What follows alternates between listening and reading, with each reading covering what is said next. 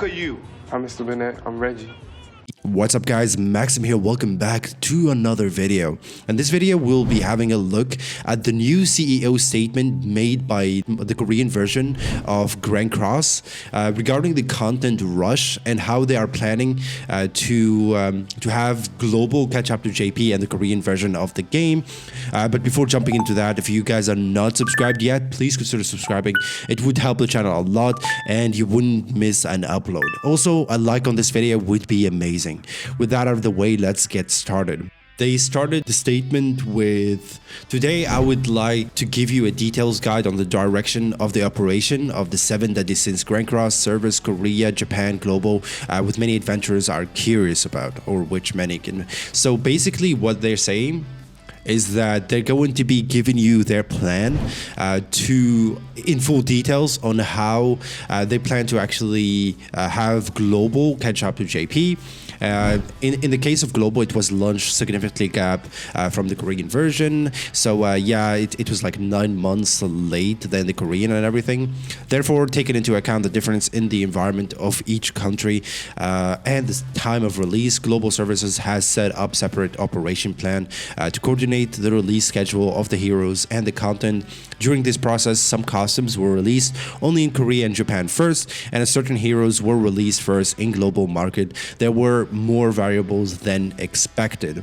So what they're saying is that they had some exclusive content where it came to global first, and some of that came only to Korea and Japanese version first, and they had so much like trouble actually making the balance in between because sometimes like Korea and Japan has more rewards. Sometimes like they have some exclusive events and so on, and they found it very hard to consider those variables. So in addition to that, the global service hero and the content schedule is different from those Korean and Japanese service. There are more and more additional considerations such as seasonal content and reward types, contrary to the intention of optimizing the service of each region in Korea, Japan, and global region.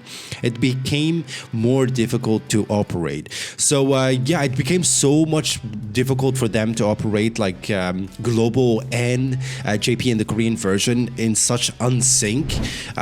Because like they had to keep in mind that global had their own event, Korea had their own event, and plus like you can't really tell when global is releasing something, and yeah, it's really hard to sync up. So in this process, the operation direction that balances the total amount of compensation was maintained according to the basic operation policy, but in order to care for the fast hero release speed in the global service to minimize the gap, there are some operating cases different from the Korean, Japanese, and the global market occurred. So what they're saying is that what they've been doing in Korean, Japanese, they've been slowing down content as much as they can, and they recycled content such as like the final bosses and everything in order to try to get global to catch up with JP and the Korean version of the game, because it will allow them to gain some time. And this is good and bad at the same time, simply because like you're going to be getting the same rewards or the same sort of like gems, but you get better banners, like the 6-unit banner, for example.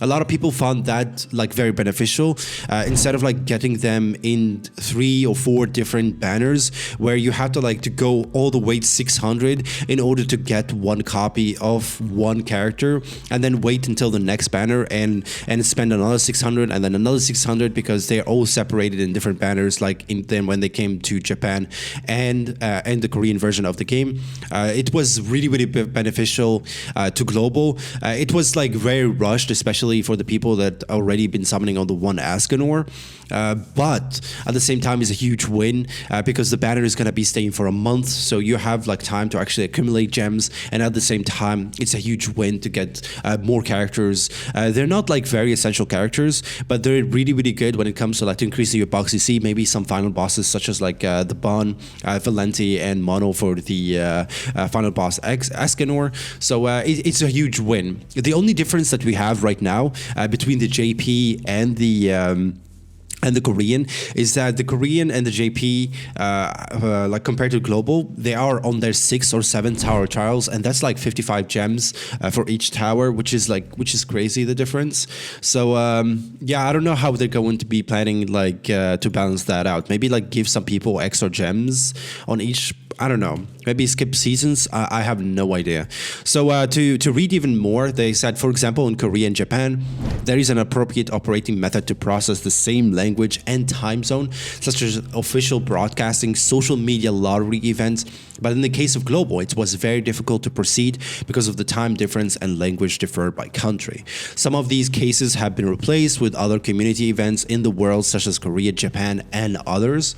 However, each reward is measured accordingly to the characteristics of each service and region, not a method in which separate rewards for specific services are issued. And we will try to check more carefully so that there is no difference in reward balance as much as possible in the future. So like I mentioned earlier, I don't know how they're going to be balancing this out, especially with the tower trials. Maybe they will have like 2 towers of trials a month instead of just 1. I don't know how they're going to balance this out. It's going to be so difficult. But at the same time, I don't know if you guys are familiar. They usually have some sort of like events and broadcasting like session on Twitter and on their YouTube. They go live and represent like the new heroes, and that's what they want to do with global as well. They want to have like their own live, their own like sort of like events on Twitter in order to like to sync it up. Because for example, in Korea, they celebrated right now like 30 million downloads, while global didn't, because global already had much more. So it was really hard to sync up, and this is like a really good for the content creators as well, such as myself, because like you have to like to play both versions of the game in order to like not to miss out on content. For example, like by the time the unit comes to global, it's already been launched by people that are already like making the both versions of the game, which is very hard for content creators if you want to like to spend money on the game or like showcase a certain unit. It's already been out for a really long time and people already made content. For example, like personally, I don't main JP. I have a JP account with a lot of characters, but at the same time, it's like by the time the characters are out, it's probably like chewed many times by other content creators that spend so much money on both versions of the game. Unfortunately, I can't. So it's going to be very good. Why it's good for you? It's good because you're going to be having so much rewards in a really short period of time. But you just like have to be very smart when it comes to like to spending those rewards on different banners. And plus, like I'm pretty sure that the banners are going to be much better on global compared to JP. So like I mentioned earlier, instead of like having one unit banner where you have to like spend 600 gems, you're going to be spending on one banner and get like a chance to get 3 or 4 characters at the same time.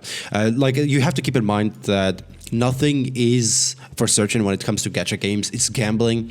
It's like when you go to Vegas and put like $100 on black or red, and it happens that you don't get any of the colors.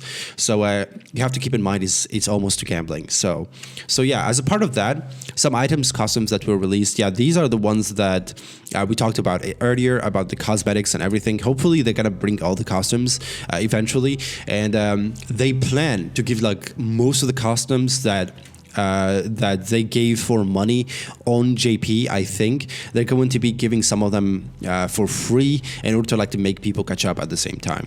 In addition, as global companies have been running rapidly to reduce the gap with Korean and Japanese services, we are trying to match the update schedule, operation, and service form as much as possible within a month gap, within May to June. So yeah, it's confirmed. May to June, the JP and the JP version of the game and the global and plus like the Korean, they're going to be in sync. We're gonna have the same characters, the same event, everything. Everything is going to be the same. And how they're going to be doing that is that we plan to operate with compensation structure of the same value as much as possible, so there is no difference. They're going to give you the same amount of gems, the same free opportunities to get in order to compensate those gaps and make them in sync. So it's going to be very good. So you're going to be expecting to have a ridiculous amount of gems each month, each week, depending on how how many events they're going to be doing in order to like for them to minimize those gaps and at the same time like catch up to at the same time keep on like the base, like the player base happy.